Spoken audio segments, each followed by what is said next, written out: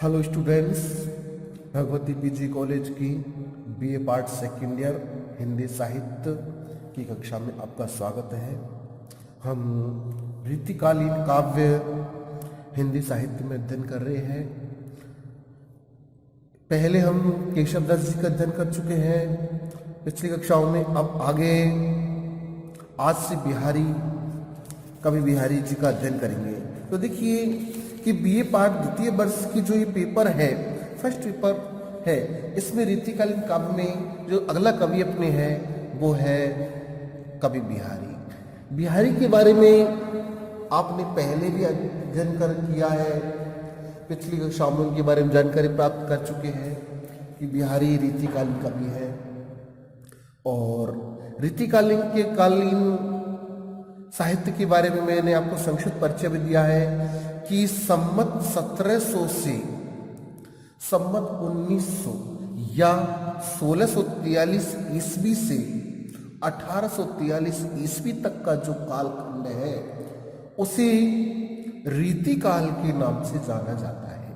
ध्यान दीजिए बच्चों, ये जो कालखंड है संमत 1700 से संमत 1900 तक, या अगर इसे ईस्वी में अगर हम देखें तो 1643 ईस्वी से 1843 ईस्वी तक का जो कालखंड है वो रीतिकाल के नाम से जाना जाता है।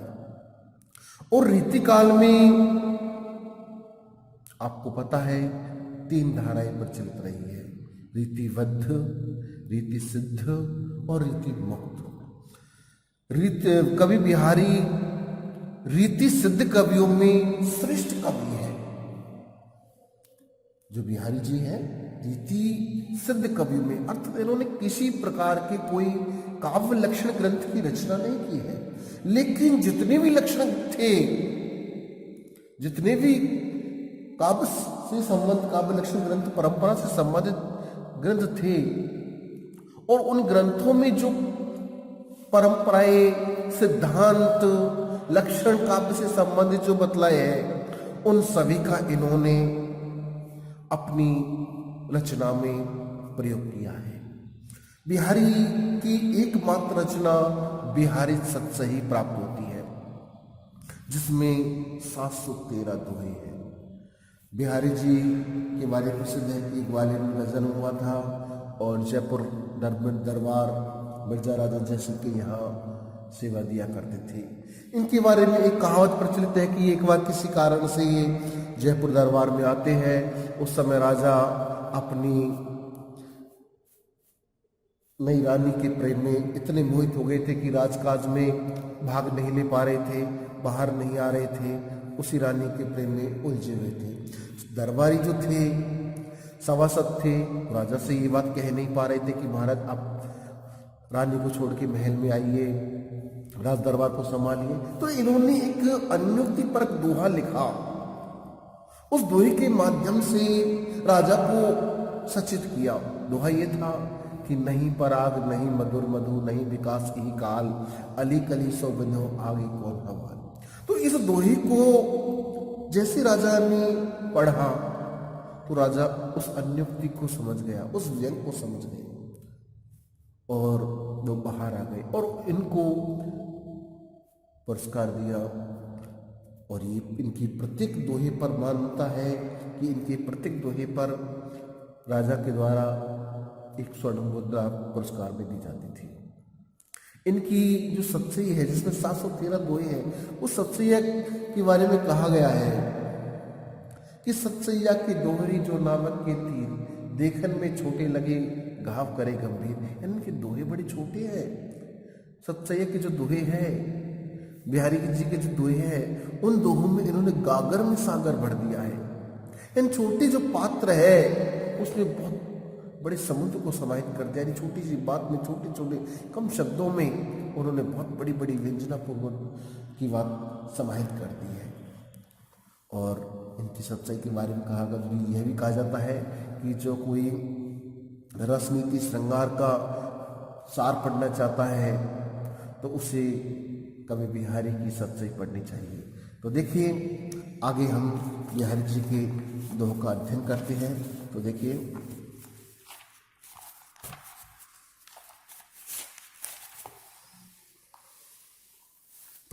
ये कवि बिहारी जी के दोहे हैं और इनका हम अध्ययन कर रहे हैं।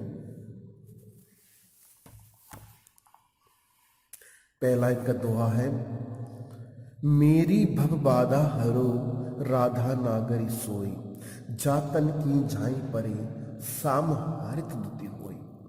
तो देखिए यहां बड़ी श्लेष का बड़ी सजगता से उन्होंने प्रयोग किया है। तो देखिए, मेरी भव बाधा हरो राधा नागरी सोई, जातन की झाई परे शाम हरित हुई।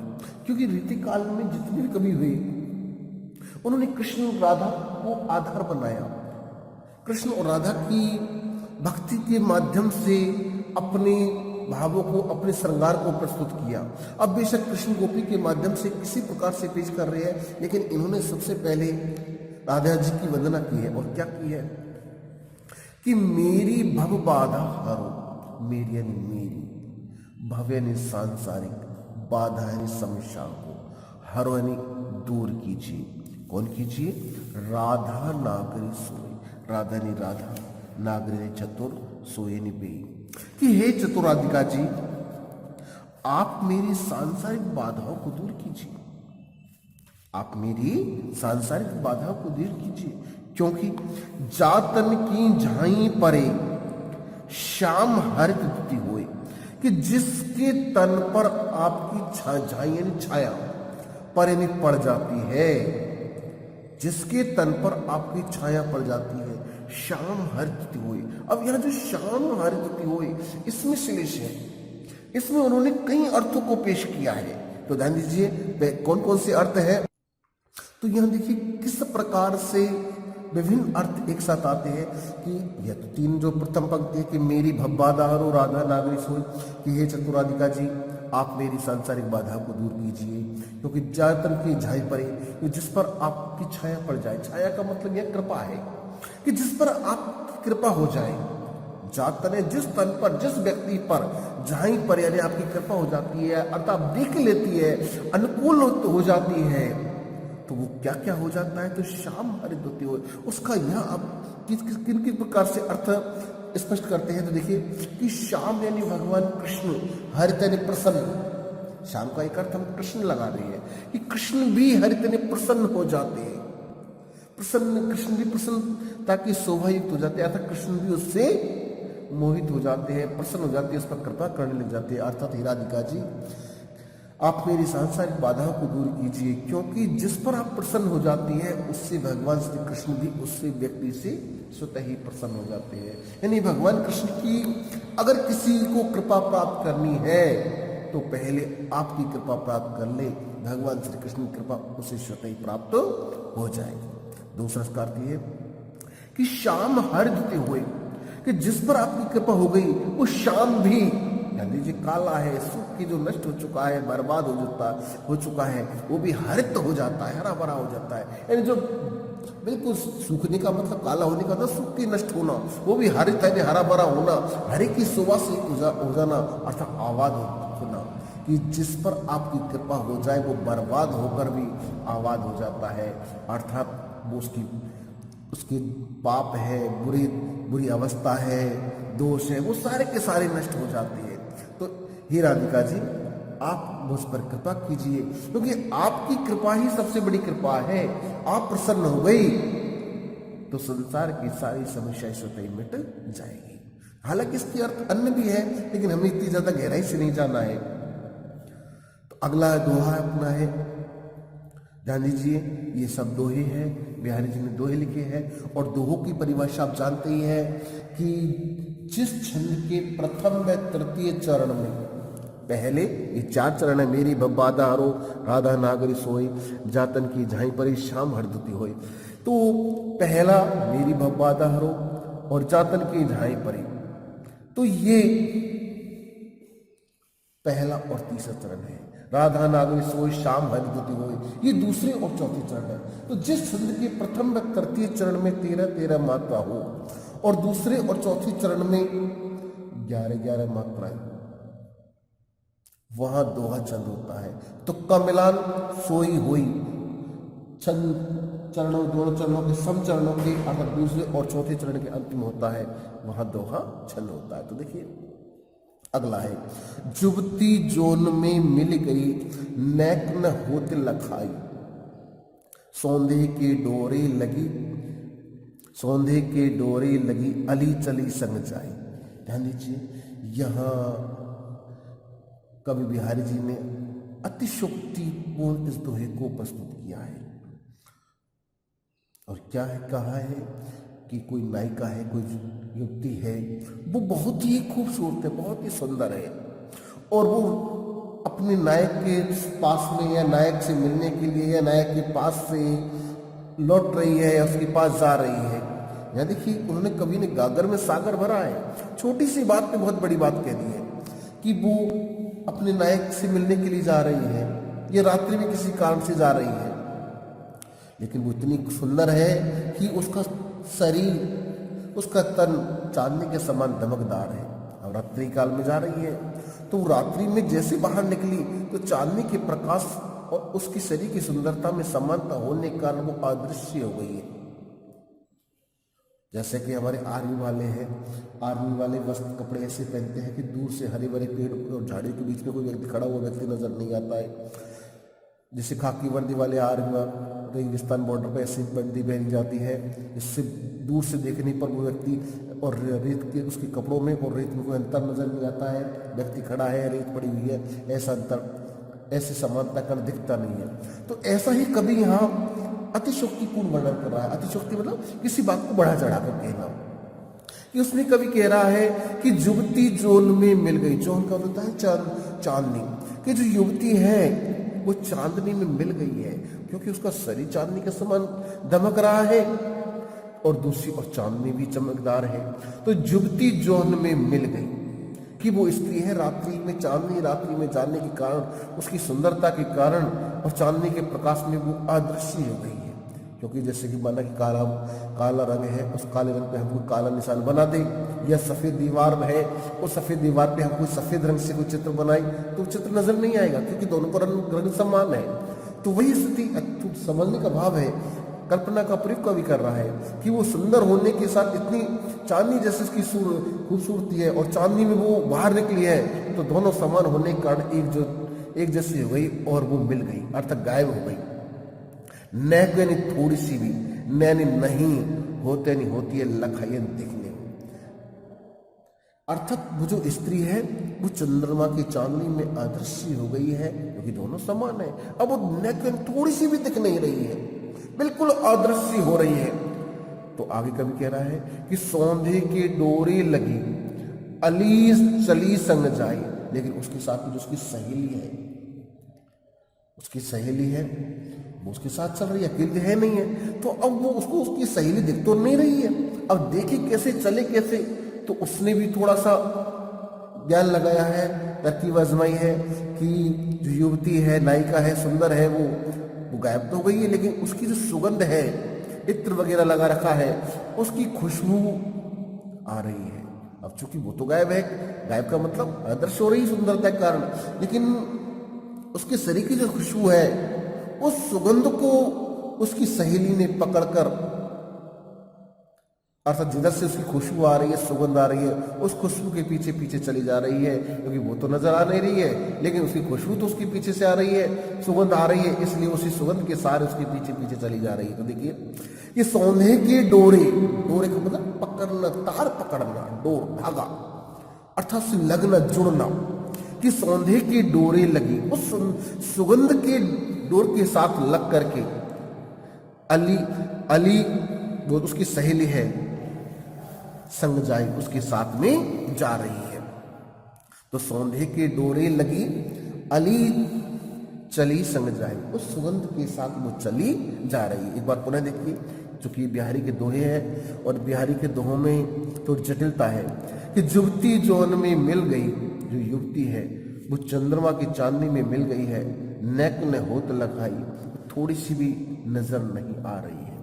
और सौंधे के डोरे लगी, अर्थात सुगंध के डोरे से बंधी हुई, अर्थात सुगंध से जुड़ी हुई, उसके पीछे चली जा रही है। अली चली संग जाई, वो अपनी सहेली, अली यानी सहेली, क्योंकि अली के दो अर्थ होते हैं, एक तो बोहरा होता है, दूसरा होता है सहेली, कि अपनी सहेली के साथ में वो चली जा रही है।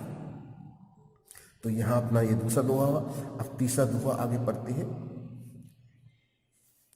हो रीझी लकी रीझी हो, छवि छबीले लाल, सोन जुहिसी होती दुति मिलत मालती माल। इसमें भी कभी अतिशोक्तिपूर्ण वर्णन कर रहा है कि कोई सहेली, कोई नायिका अपनी सहेली से कह रही है कि हो रीझी लखी रीझियो, छवही छबीले लाल। चूंकि यहाँ जो लाल है वो कृष्ण के रूप को सबको कहा है कि कोई गोपी है, कोई कृष्ण से मोहित हो रही है, कोई नायिका है वो अपने प्रेमी से मोहित हो रही है,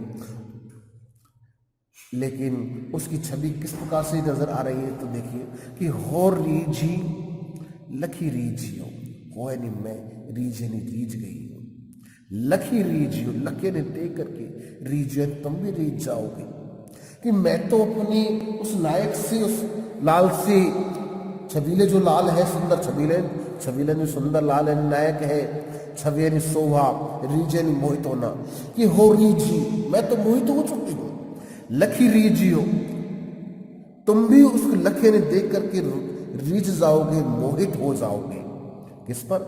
छवि छबीले लाल, छवि यानी शोभा, छबीले यानी सुंदर, लाल यानी नायक, कि जो लाल है कृष्ण है, उसकी छवि को देखकर मैं तो मोहित हो चुकी हूं, लेकिन आप भी उसकी छवि को देख करके उस पर मोहित हो जाओगे। हो रीझी मैं रीझ चुकी हूं, लखी रीझियो देख करके रीझ जाओगे। छवि यानी सुंदरता, छबील यानी सुंदर, छवि यानी शोभा, छबील यानी सुंदर लाल नायक पर, कि मैं तो नायक की सुंदरता को देखकर मोहित हो चुकी हूं, लेकिन उस नायक की सुंदरता को देखकर तुम भी मोहित हो जाओगे। क्यों हो जाओगे? क्योंकि सोन जुहुसी होती दुति मिलत मालती माल, क्योंकि इनकी शोभा कैसी है, क्योंकि उसकी, अब यहां वो कल्पना कर रहा है कवि कि उसके गले में सोन जो यानी एक पुष्प होता है, सोन जूही की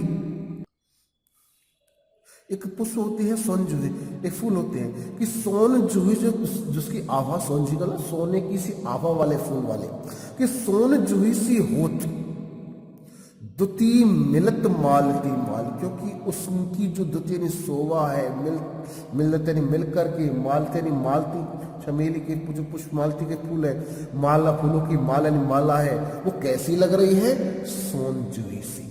क्योंकि जो मालती की जो माला है, क्योंकि जो लाल ने, उस नायक ने जो मालती के पुष्प की जो गले में उसने माला डाल रखी है, उस माला की शोभा, दुतनी शोभा उसकी शरीर की शोभा से मिलकर के कैसी हो जाती है? सोन जैसी होती।